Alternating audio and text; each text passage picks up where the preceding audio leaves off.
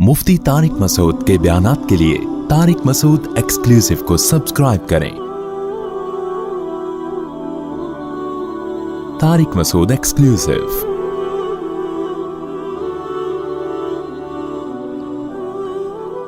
मुफ्ती साहब, मेरी अम्मी का इंतकाल 23 अगस्त 2004 को हुआ। दुआ करवा, दिल से दुआ है जी, अल्लाह ताला आपकी वालदा की मग़फ़िरत फरमाए और आप सबको सब्र जमील की तौफीक अता फरमाए। मेरी अम्मी का इंतकाल जुम्मे के दिन हुआ और अम्मी ने 2 मरतबा कलमा भी पढ़ा था। वफ़ात होने से पहले इसकी क्या फजीलत है? मन काना आखिरु कलामिही ला इलाहा इल्लल्लाहु दखलल जन्ना। नबी सल्लल्लाहु अलैहि वसल्लम ने फरमाया, जिसका आखिरी कलाम ला इलाहा इल्लल्लाह था वो जन्नत में दाखिल होगा। लेकिन बहरहाल उलमा ने इस हदीस की तशरीह में लिखा है कि इससे वो मुराद है जो कबीरा गुनाहों से बचता हो। तो इस तरह की हदीसों का ये मतलब होता है। लेकिन बहरहाल हदीस के ज़ाहिरी अल्फाज यही हैं, अल्लाह की रहमत से उम्मीद लगाई जा सकती है कि शायद अल्लाह ताला, क्योंकि ये भी तौफीक भी मिलना बड़ी बात है। मौत के वक्त जो है ना, अच्छी हालत में मौत होना, ये अल्लाह की बहुत बड़ी नेमत है। इससे पनाह मांगा करो कि फिल्म देखते हुए या कोई उल्टा काम करते हुए मौत आ जाए। इससे पनाह मांगा करो अल्लाह ताला की। उल्टे काम पे आप लोग बहुत हंस रहे हो, तो जो है पनाह मांगा करो अल्लाह ताला की। तो कोई अच्छे काम पे नमाज पढ़ते हुए, रोज़ा रखते हुए, अम्मा के पाँव दबाते हुए मौत आए ना, अब्बा अम्मा के, तो ये अच्छी मौत है। मुफ्ती साहब, ये हो गया मेरे भाई वफास। अच्छा, मैं अपनी वालदा से बहुत अटैच था। मेरी अम्मी कैंसर की मरीज़ा थी, मैं ही इनकी तमाम देखभाल करता था, कोई नहीं था। मुझे इनके आखिरी लम्हात याद आ रहे हैं। तो ये वालदैन का टॉपिक ऐसा है ना कि ये मेरे सामने छेड़ा ही नहीं करो, समझ रहे हो?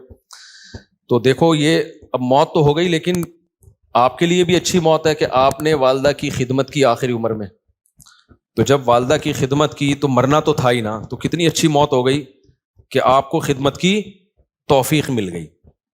खुदा न ख्वास्ता कोई झगड़ा हो जाता, कोई ऊंच नीच हो जाती, वो नाराज चली जाती, आप सारी जिंदगी एक गम रहता। तो जो काम हो जाए ना, उस पर फिर नहीं गम करना चाहिए। उसमें शरीयत ने कहा है जो हुआ बेहतर हुआ, तो बचाने की पूरी कोशिश करनी चाहिए। लेकिन मौत हो गई तो अब उस पर सब्र करो, बोले यार चलो खिदमत का मौका तो मिल गया ना। इस्लाम में गम मनाना, सोच सोच के गमगीन होना, इसकी कोई फजीलत नहीं है। इस्लाम में यह कि खुश रहना सीखो। हाँ, अल्लाह की तरफ से कोई गम आ रहा है तो एक अलग बात है। तो इस्लाम आपको गमज़दा देखना पसंद नहीं करता, इस्लाम आपको खुश रहना। इस्लाम कहता है बस एक गम होना चाहिए, वो क्या है? आखिरत का। इसकी शरीयत में फजीलत है। बाकी अपनी ज़िंदगी वो गम लेस बनाओ। आज एक बंदा आया, जैसे बाज़ ख़वातीन आती है ना, शौहर बहुत टेंशन दे रहा होता है, मैं उनको कहता हूँ शौहर लेस हो जाओ फ़ौरन। टेंशन लेने का नहीं। मैंने कहा शादी सुकून के लिए की थी ना, जब सुकून ही नहीं मिल रहा तो मियाँ लेस, उसको तलाक मांगो, उससे कोई भी तरीका इख्तियार करो जान छुड़ाने का। तो क्योंकि भाई अपने सुकून के लिए की है ना, टेंशनों के लिए थोड़ी। हाँ, थोड़ी बहुत टेंशन तो हर घर में होती है। इसी तरह एक बंदा आया, वही चमाट वाला ना, एक चमाट लगाया तो बीवी ने 4 चमाट लगा दिए। तो और पता नहीं क्या क्या हो रहा है। आप लोग कभी मेरे साथ खुशबू लगा के आओ, कभी बैठो। अब ज़ाहिर लोगों के रास फाश होते हैं, इसलिए मैं ये बातें करता नहीं, और मेरा मकसद किसी का मजाक उड़ाना नहीं होता। सबके साथ ऐसा हो सकता है, लेकिन मैं सिर्फ बता रहा हूँ कि सोसाइटी, मार्केट में हो, व्हाट्स गोइंग ऑन, मार्केट में हो क्या रहा है। तो ऐसे मौके पे फिर मैं इन लोगों को डिवोर्स का मशवरा दे रहा होता हूँ कि भाई जब इतनी नौबत है तो फारिग करो मेरे भाई। फिर सब्र का फ़ायदा नहीं है ऐसे मौके पे, क्योंकि शादी सुकून के लिए की जाती है। थोड़ी बहुत टेंशनें हर घर में होती हैं, लेकिन टेंशनों की भी एक लिमिट होती है। कुछ भी नहीं सुन रही, अपने आप को मातहती नहीं समझ रही है, तुम्हें उसने खानसामा बनाया हुआ है, उसको समझाने की एक लिमिट होती है। 6 महीने अम्मा के घर बिठा दो, शायद कुछ दिन के बाद हिदायत मिल जाए, फिर भी नहीं मिल रही तो भाई तमीज से अलहदगी इख्तियार करो। तो वजह उसकी है कि अल्लाह ने हमें गमज़दा रहने के लिए पैदा बोलो नहीं किया। गम एक ही होना चाहिए, वो कौन सा है? आखिरत। तो खुश रहना चाहिए इंसान को। अल्लाह को खुश लोग क्या है? पसंद है। नबी हजरत अबू हुरैरा ने फरमाया कि नबी सल्लल्लाहु अलैहि वसल्लम ने जब भी मुझे देखा है जिंदगी में, कभी ऐसा नहीं हो कि आपने मुझे देखा और मुस्कुराए ना हो। हालांकि नबी का गम सबसे बड़ा गम था ना, उम्मत की फिक्र थी, लेकिन अपने साथियों के साथ एटीट्यूड क्या था आपका? जब भी देखते मुस्कुराते। और हम लोग क्या है, जब भी देखो ऐसा लगता है कोई नया टेंशन चल रही है इसके साथ, नई टेंशन चल रही। खुश रहना सीखना चाहिए, समझ रहे हो? मुस्कुराते चेहरे से मिला करो, टेंशन फ्री। अमेरिका में $10 की एक छोले की प्लेट मिलती है सुबह नाश्ते में ना, पराठे के साथ, जो لوکل ہوٹل جو پاکستانی کے ہوٹل, $10 کا مطلب پتہ ہے کیا, 2750. مہنگائی وہاں ہے میرے بھائی, یہاں نہیں ہے. یہاں تو چھولے کی پلیٹ فری میں آ رہی ہوتی ہے, پراٹھا خریدو بعض دفعہ ویسی فری میں ڈال کے دے دیتا ہے. آپ ڈالر پہ ترس رہے ہو, تو وہاں خرچہ بھی تو ڈالر میں ہی ہو رہا ہے, سمجھ رہے ہو. تو اس لیے پاکستانی کرنسی میں اگر کما رہے ہو تو کھا بھی کس میں رہے ہو اسی میں. وہاں جاؤ گے تو ڈالر میں کماؤ گے تو کھاؤ گی بھی کس میں. میں جاپان میں جو فاسٹ ٹرین میں بیٹھا ہوں نا, میں یہ زوم آپ کرو انجوائے, اس کا ٹکٹ پتہ ہے کتنے کا تھا؟ جب مجھے پتا چلا میرے ہوش اڑ گئے. میں نے کہا ٹانگا گدھا ٹرکشا صحیح ہے میرے بھائی, یہ بس دکھانے کے ہیں. لوگوں کی جائیدادیں بک جاتی ہیں ان ٹرینوں میں, بہت لگژری لوگوں کا کام ہے وہ, بس وہ ڈرائیور ہی بیٹھے اس میں. تو بہت مہنگائی ہے, تو آپ بہت مزے میں ہو. اور وہاں ٹیکس اتنا ہے, آپ کی اگر 40 لاکھ تنخواہ ہے نا, 1 کروڑ آپ کی اگر تنخواہ, ایک مثال دے رہا ہوں تاکہ کیلکولیشن آسان ہو, تو 43 لاکھ روپے ٹیکس میں دینے ہیں آپ نے. یہاں اتنا ٹیکس تھوڑی ہے. پھر لوگ اس پہ خوش ہوتے ہیں, ہم ٹیکس دے رہے ہیں لیکن علاج ہمارا فری میں ہے, بچوں کی تعلیم ہماری فری میں. فری میں کہاں ہے؟ 43% تنخواہ کاٹ لی تم سے انہوں نے, اب تمہیں فری میں تھوڑی دے رہے ہیں. آپ کی گورنمنٹ یہاں جتنی مرضی کرپٹ ہے, میں کوئی یہ نہیں کہہ رہا بہت نیک گورنمنٹ, جیسی مرضی ہے, اتنا ٹیکس نہیں ہے میرے بھائی. تنخواہ پوری آ رہی ہے آپ کے پاس, تو اس میں آپ اپنے بچوں کی فیس بھر لیتے ہو, وہ اتنی نہیں ہوتی, 43% نہیں ہوتی وہ, سمجھتے ہو, آپ کے سارے خرچے نکل رہے ہوتے ہیں. نہیں آ رہی میرا خیال ہے بات. اور پھر زکاتیں بھی لوگ دے رہے ہوتے ہیں, تھوڑے سے گھننے بن جاؤ, اگلا پوری جائیداد نکال کے دے دیتا ہے. یہاں تھوڑا سا گھننا بننا آنا چاہیے, بس یہاں پریکٹس کرو تھوڑی سی. تو اس لیے اتنا ٹینشن والا بات نہیں ہے. ہم کیوں وہاں جا کے فوراً واپس آتے ہیں؟ مزہ ہمیں کہاں آتا ہے؟ بہت اچھے کنٹری ہیں, امریکہ بہت اچھا ہے, جاپان بہت اچھا ہے, مزہ ہمیں کراچی میں ہی آتا ہے. اور یہ جو میں نے ابھی بیان میں کہا نا کہ خاموش, بالکل خاموش, یہ 4 دن خاموشی اچھی لگتی ہے, اس کے بعد کاٹنے لگتی ہے. یہاں ریلیشن ہے, آبادی ہے, ایک بندہ پنجاب والا ملے گا, ایک پشتو والا ملے گا, ایک بلوچی ملے گا, ایک فلانا, ایک میکینک ملے گا, ایک فلانا ملے گا, ایک ڈاکٹر ملے گا, ایک سائنٹسٹ ملے گا, ایک سیاستدان ملے گا. ہر آدمی ہوٹل میں بیٹھ کے ایسے لگے گا یہاں سارے ہی پہنچے ہوئے لوگ ہیں, گپ شپ کا ماحول ہے. یہ سب کچھ وہاں پر نہیں ہے. خاموشی خاموشی خاموشی. ابے 4 دن تک خاموشی اچھی لگتی ہے, اس کے بعد میں نے کہا یار کوئی تھڑے نہیں ہے یہاں پہ, کوئی تھڑے ہوں یہاں پہ, کوئی بیٹھے ہوئے ہوں, کوئی بیٹھک ہو, کوئی گپ شپ ہو نا, ختم. تو ایک رشتے داروں میں ہوتی ہے, وہ بھی رشتے بھی کیا ہو رہے ہیں, ختم ہوتے جا رہے ہیں, وہ بھی شارٹ ہوتے جا رہے ہیں. تو بس ہر آدمی انڈیویجولی لائف گزار رہا ہے, تو ایسے تھوڑی, تو ایسے تو زندگی کا سکون تھوڑی ملے گا. بہت سی چیزیں ہمارے یہاں پازیٹیو ہیں میرے بھائی, بس دعا کرو ہمارے یہاں صفائی ہو جائے اور لا کچھ قانون مضبوط ہو جائے, تو ہم ان سے اب بہت آگے ہیں. یہ 2 ہی چیزیں نہیں ہیں, اور یہ 2 ہی انہوں نے بیڑا غرق کیا ہوا ہے ہمارا. لیکن جب وہ تو بیڑا گورنمنٹ نے غرق کیا ہوا ہے نا, ہم تو خوش رہنے پر اللہ نے ہمیں پابندی نہیں لگائی. تو آپ اسی کو انجوائے کرو. دیکھو اب کراچی میں برساتی کھڈے کتنے ہو گئے نا بارش ہوتے ہی. اچھا کلائمیٹ ایسا چینج ہوا ہے کہ بارش بھی عجیب قسم کی ہو رہی ہے. ادھر آ رہا ہے کہ جی سمندری طوفان آ رہا ہے, اور واقعی آیا ہوا بھی ہوگا. اس کے پڑوس والے علاقے میں نلکے میں بھی پانی نہیں ہوگا. وہ کہہ رہے ہم تو سمجھ رہے تھے پورا طوفان آ رہا ہے, پانی پانی, اور ادھر نلکے میں بھی پانی نہیں ہے. عجیب کراچی کا وہ, یعنی بارش ایسے ہو رہی ہے, انڈا موڑ پہ ہو رہی ہے, کلندری چوک پہ نہیں ہو رہی. عجیب ہی سیٹ اپ چل رہا ہے. تو انجوائے کرو اس کو. تو وہ دیکھو کتنے کھڈے ہیں نا, وہ ٹک ٹاکر نے کیسا انجوائے کیا کراچی میں بارش میں, جو کھڈے اتنے بات پہ آپ کو چھلانگے مار کے. تو وہ اس نے اولمپک کی تیاری کر رہے ہیں نا گھر میں, لمبی لمبی چھلانگے مار رہے ہیں. ماں نے پوچھا اولمپک کی, کہہ رہے بعد میں پتا چلا یہ کراچی کے کھڈوں کو کراس کرنے کی ٹریننگ لے رہا ہے. میں نے کہا چلو اتنی ٹینشن میں اس نے. تو اس لیے جس حد تک ممکن ہے خوش رہنے کی کوشش کیا کرو. اللہ کو غمزدہ لوگ پسند نہیں ہے, ہر وقت دکھڑے, یہ ہو رہا ہے, فلانا ہو رہا ہے, ڈمکانا ہو رہا ہے. اور اللہ کو خوش لوگ پسند ہے. ہاں دکھ صرف ایک ہونا چاہیے, وہ کیا ہے بھئی, آخرت میں پتہ نہیں کیا بنے گا. اس کے علاوہ اللہ نہیں چاہتے کوئی دکھ ہو آپ کو. دوسری بات یہ کہ گھروں کے جھگڑوں کو بھی بڑھایا مت کرو.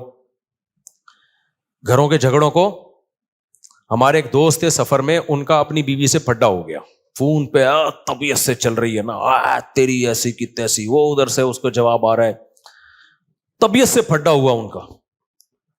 اور اپنے دوستوں کو بھی بتا رہے ہیں میری بیگم نے یہ. ظاہر ہے سب کے سامنے ہو رہا ہے تو پتہ چلے گا نا دوستوں کو کہ یار کیا ہو گیا. بے یار میرا تیری بھابھی نے دماغ خراب کر کے رکھا ہوا ہے یار, یہ ہے ایسے نا. आधे घंटे के बाद नॉर्मल बैठे हुए, चाय चल रही है, गपशप चल रही है, घर में बेगम और बेगम, वो मैं आ रहा हूं परसों, वो दूसरे ने पूछा अबे आधे घंटे पहले तो ऐसा लग रहा था कि तलाक हो जाएगी तुम दोनों में, अभी थोड़ी देर में ऐसा लग रहा है कि कोई मसला ही नहीं है।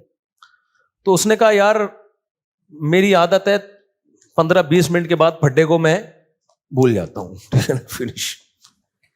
वाकई ये जिन लोगों की आदत हो ना वही खुश रह सकते हैं इस जमाने में। और जो नाक पे मक्खी बिठा के रखते हैं ना और दिल में लेके बैठ गए इसने ये क्यों बोला था, अबे भाई जो बोला था बोल दिया, खत्म कर, जब सुना दिया उसने भी सुना दी, इसने भी सुना दी, खत्म, किस्सा खत्म, चलो भाई दोबारा से जैसे इंजॉय करो लाइफ।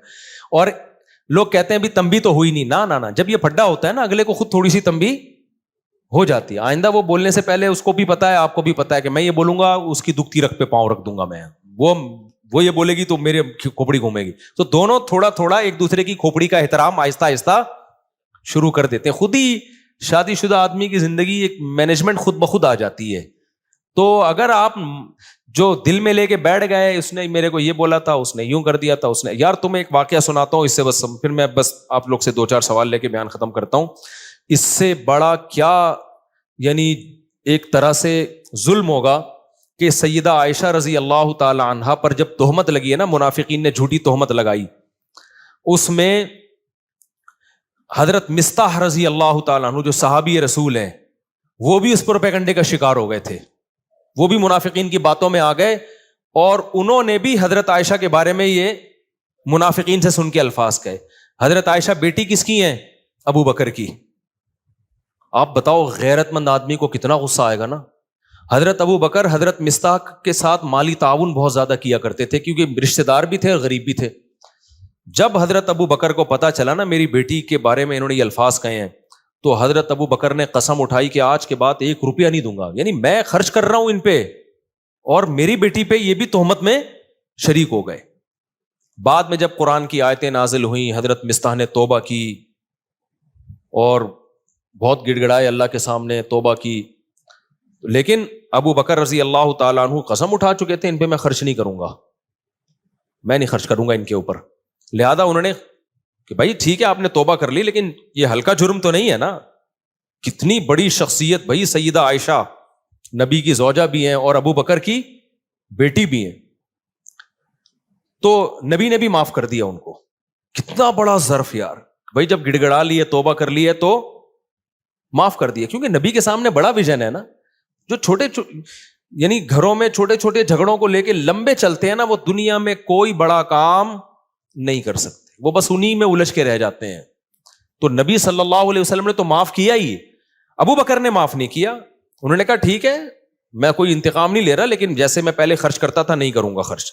सूरह नूर की आयतें नाजिल हुई, वला यअतली उलुल फज़्लि मिनकुम वस्साअति अन युतू उलिल कुर्बा वल यतामा वल मसाकीन।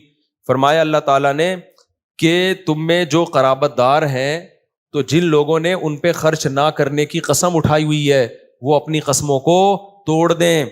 अला तुहिब्बूना अन यग़फ़िरल्लाहु लकुम, क्या तुम चाहते नहीं हो कि अल्लाह तुम्हारी गलतियों को भी माफ करे? यानी तुम ये चाहते हो ना कि अल्लाह तुम्हारी गलतियों को भी माफ करे। ये किसको तंबी हो रही थी? अबू बकर को। अल्लाह ने नाम नहीं लिया।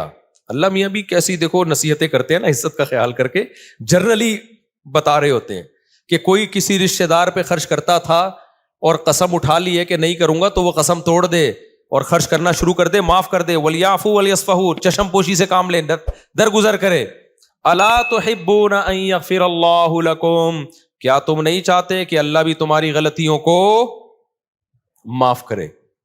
जब ये आयत नाजिल हुई है, अबू बकर ने कहा क्यों नहीं है अल्लाह, मैं चाहता हूं तू मेरी गलतियां माफ कर। यानी अगर मैं इनको माफ करूंगा तो कल तू क़यामत में मेरी गलतियां भी माफ करेगा, तो क्यों नहीं माफ करूंगा मैं? कितनी बड़ी गलती को माफ भी किया और दोबारा हजरत मिस्ताह को पर सदका करना शुरू कर दी। तो जो आदमी माफ नहीं करता ना, बुग़्ज़ रखता है, वो डिप्रेशन और टेंशन में रहता है। और जो दिमाग को साफ और पाक करके सोता है कि यार जो था किस्सा खत्म, तो वो डिप्रेशन से आजाद होता है। तो हम लोग झगड़ों को लेके बैठे रहते हैं, इतने लंबे लंबे कि इसने मेरे को ये बोला था, उसने मेरे को ये बोला था, उसने मुझे यूं किया था। अबे छोड़ दे यार ठीक है, अपने आप को भी रिलैक्स कर, दूसरे को भी टेंशन से बाहर निकाल। तो इसलिए मेरे भाई खुश रहना सीखो اور جس آدمی کے دل میں کینہ ہو, بغض ہو, چیزوں کو لے کے بیٹھتا ہو, وہ کبھی بھی خوش نہیں رہ سکتا, جلتا کڑتا ہی رہتا ہے, منفی باتیں ہی کرتا رہتا ہے. تو دل کو صاف رکھنا چاہیے انسان کو تاکہ آگے چلے, پھر وہ آگے کے کام کر سکے. انہی میں الجھ کے رہ جائے گا نا. ایک کسٹمر نے یوں کر دیا تھا تو اس کو سنا دی, وہ کسٹمر ہی مارکیٹ سے شارٹ ہو گیا, کاروبار اپنا ٹھپ ہو گیا. تو کوئی سوال کسی نے پوچھنا ہے تو بھائی پوچھ لے, پھر ختم کرتے ہیں. اللہ,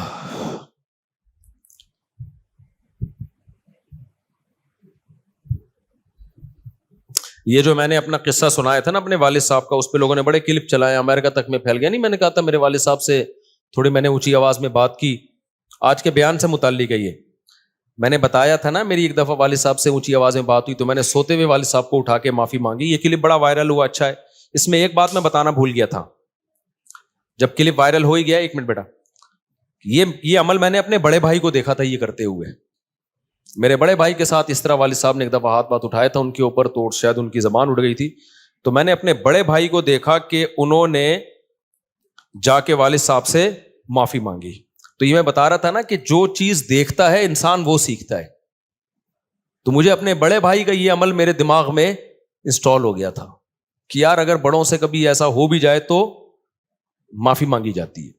تو اس لیے میں کہتا ہوں کہ اپنے ماں باپ کی خدمت اپنے بچوں کے سامنے کر لو تاکہ تمہارے بچوں کو پتہ چلے کہ انہوں نے بھی تمہیں بڑھاپے میں سنبھالنا ہے. سمجھتے ہو گے نہیں سمجھتے؟ اپنی ماں کی خدمت اپنے بچوں کے سامنے کر لو تاکہ بچوں کو پتہ چلے کہ جو تمہاری بیٹیاں ان کو پتہ چلے کہ بھائی ہم نے بھی اپنی ماں کو بڑھاپے میں سنبھالنا ہے.